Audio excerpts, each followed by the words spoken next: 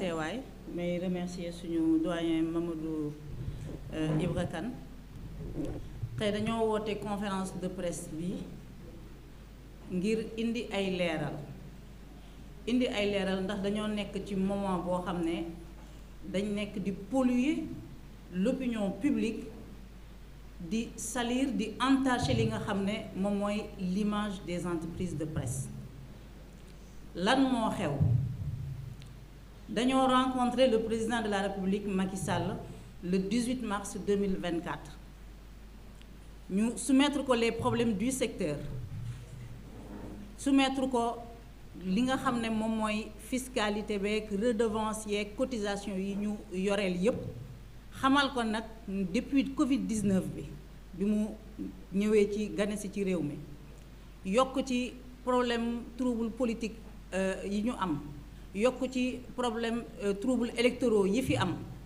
médias yi entreprise de presse yi kenn liggéeyu si ak sa xel, dañoo toppoon rek li nga xam ne moom mooy le traitement de l'actualité. Te it réew ku nekk xam na ne bu paralysé politiquement économiquement lu bari dafay sooxe.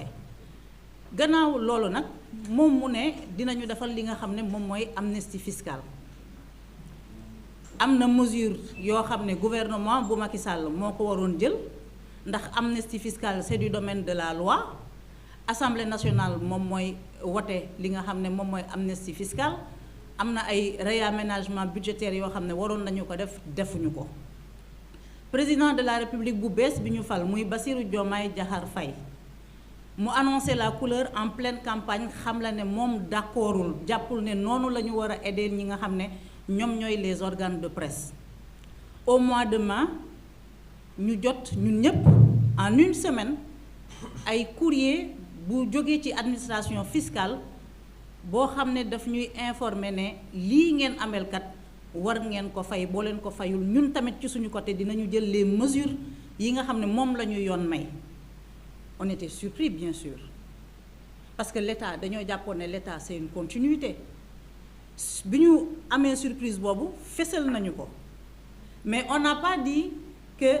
waaw ñun waruñu fay, baaloon nañu ko ndax xam nañu ne baal impôt du président de la République mooy toog rek matérialiser ko. Ñu bari ci ñun ba loolu amee dem nañu prendre le contact de l'administration fiscale ngir xool nan la ñuy régler problème bi parce que c'est le droit du président de la République mu ne moom giseewul nii, loolu dañ ko koy nangul. Mais alors qu'on pensait avoir fait les contacts qu'il fallait ba nga xam ne war nañ ñoo mën a permettre voie légale yi am ndax impôt ñun yàgg nañu ci mbiru impôt.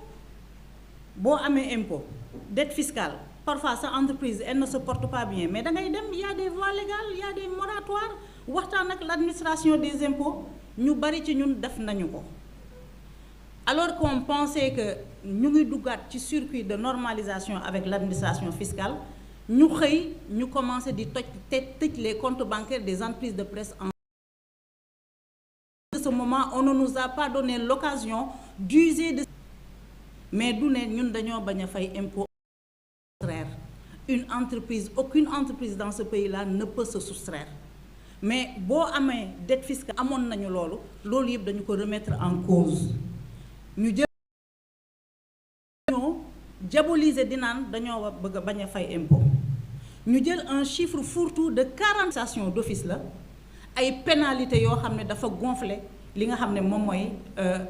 dette facture. L'activité des entreprises de presse ne tourne plus. On avait compris bi ñu jógee ci alternance on mi dafay ralentir ñun ñëpp dañuy dem di wax suñuy partenaire ne situation bi mais beneen problème bi ñëw tegu si et li nga xam ne moom moo ci gën a metti mooy ne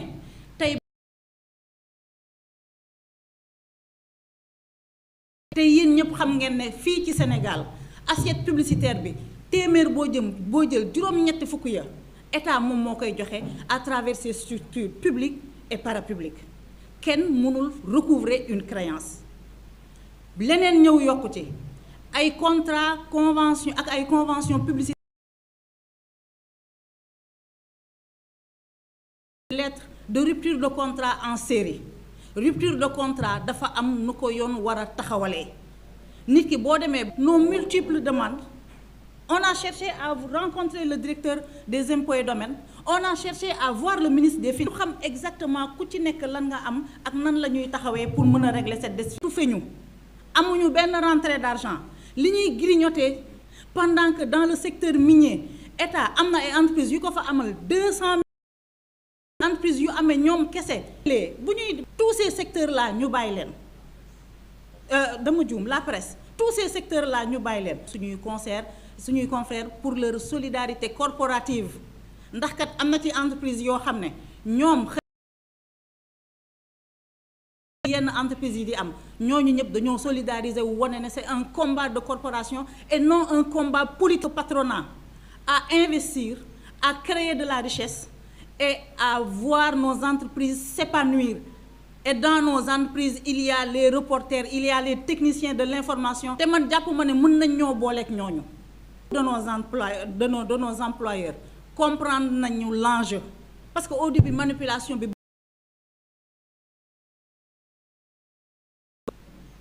ministre de la communication ñun dañ def communiqué rafetlu taxawaayu président de la c'est un appel au dialogue rénové ñun rénové bi xam nañ li mu sous-tendre yëpp dañuy dialoguer yëpp on est d'accord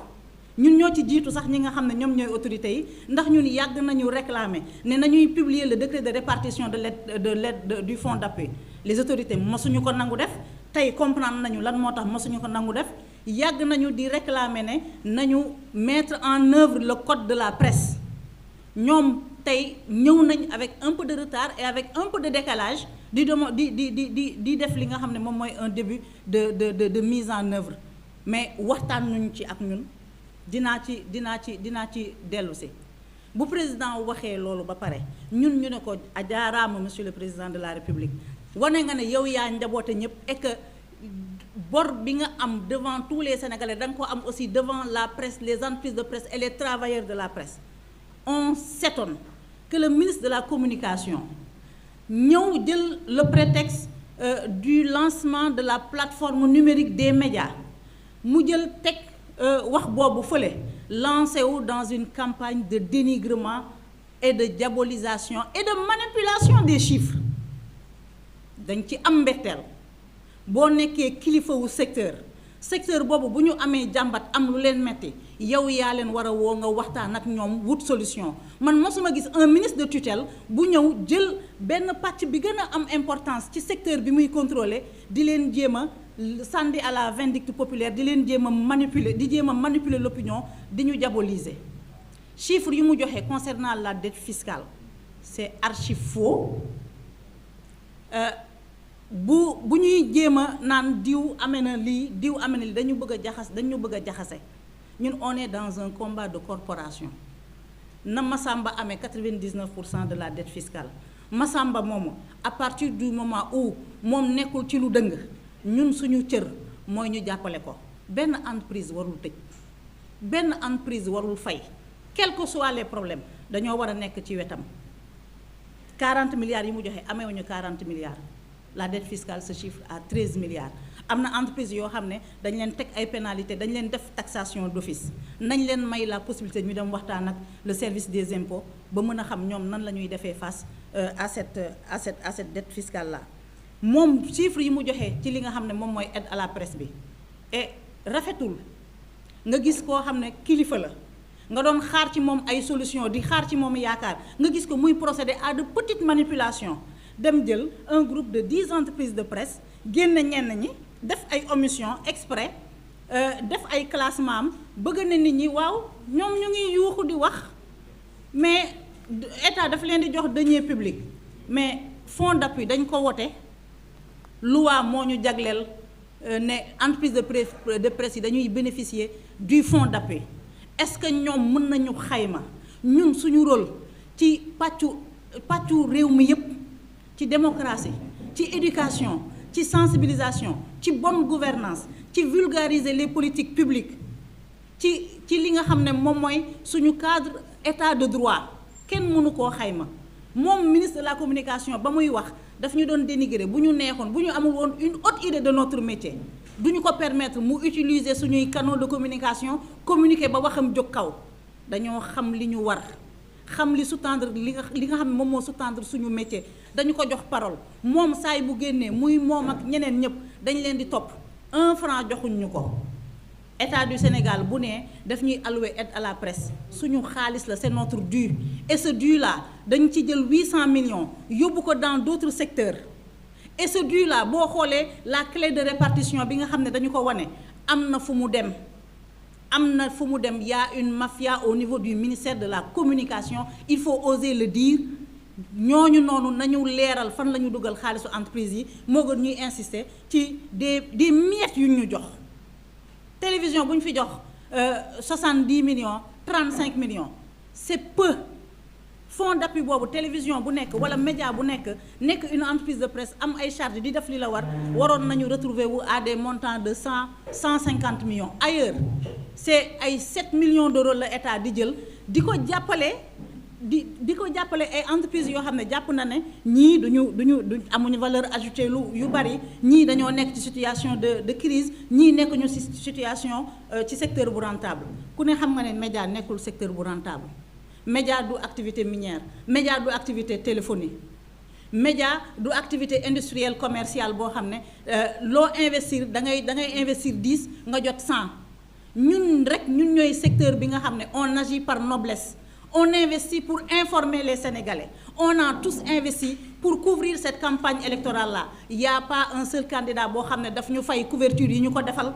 balaa campagne bi cette crise-là amul kenn koo xam ne danga ñu fay foo bëgg a waxee ñu ñëw taxaw jox la suñuy micro loolu mooy délégation de service public. Pourtant service média public ya koy def dañuy am des subventions de l'ordre de 10 milliards dañuy am la part belle dans les conventions publicitaires ñun loolu yëpp. dafa laaj ñu taxaw xoolaat ni ñuy réorganiser ce secteur-là. Le ministre de la communication au lieu de verser dans des manipulations vaines et inutiles mooy mu waxtaan ak ñun ci nan la ñuy demee de l'avant. On l'a rencontré. Il nous a jamais dit li fi daan am dootu fi amati. La rencontre s'est tenue dans une ambiance bon enfant. On a même apprécié sa posture. mosuñoo wax comme li mu wax RTS ne daf ñu doon wax ne kenn dootu fi jóge di dem di rencontrer président de la République non ñun bu ñu bëggee rencontrer président de la République on est un patronat le président de la République daf ñu war a rencontrer bind nañu ko ay demande d'audience c'est le président de la République il a 18 millions de Sénégalais yu muy gérer on attend et on ne désespère pas bu ñu bëggee rencontrer premier ministre du Sénégal c'est notre droit moom tamit terewul ñun dem nañu rencontrer ko mais lam ñu wax la jógee ci réunion ba yëpp matérialisé wu ci dara le ministre ne nous a jamais dit indil leen ma ci à la presse on n'en a jamais débattu dañoo wax ak moom mu wane une bonne volonté wute loolu ak posture bi nga xam ne moom amoon na ko beneen kii ministre nga dem bay communiquer le travail qu'il a fait par la suite concernant parce que par la suite ñëw na joxe des données exhaustives mënoon na commencer noonu bañ a rek contenté wu de chiffres manipulés pour jeter des médias à la vindicte populaire beneen bi mooy le rapport qu'il brandit en disant que ça mérite une année sans presse c'est pas à lui de déterminer qu'est-ce qui mérite une année sans presse ñun ñooy les acteurs ce rapport là il est obsolète il est caduc il a été fait il y a 2 ans et les chiffres contenus dans ce rapport là ne sont pas conformes. Juste un exemple, on dit carte de presse ci rapport bi 217 c'est 217 non 217 journalistes nu mu tudd 217 journalistes yu ñu recensé ñoom ñoo am carte de presse. Aujourd'hui on est à 2128 la commission nationale de carte de la presse dafa bloqué faute de moyens pourtant il y a plus de 5000 demandes qui dorment. Ministre de la communication bu demee bay communiquer dafa war a communiquer ci ay chiffres yoo xam ne yu wéer la mënoo jël un rapport boo xam ne ay ndaw dañu ko def ngir waxtaanee seen secteur mu doon une très bonne initiative mais un rapport qui date d'il y a 2 ans nga bëgg ko brandir pour nous diaboliser. On est tous d'accord entreprise de presse yi dañoo war di conformer wu on doit être des exemples loolu du débat bi mais entreprise la. état peine bi muy jël aujourd'hui ci conformer ci réguler ci organiser entreprise de presse yi on applaudit, hein, on est d'accord et on soutient la démarche de l'État, mais nañu ko def ci waxtaan ak ci dëgg. ñun loolu la ñu koy laaj.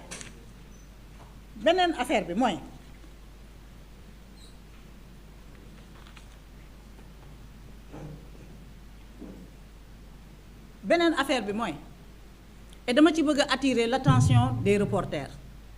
boo nee yow da nga bëgg a ñoŋal la situation des reporters techniciens de la communication,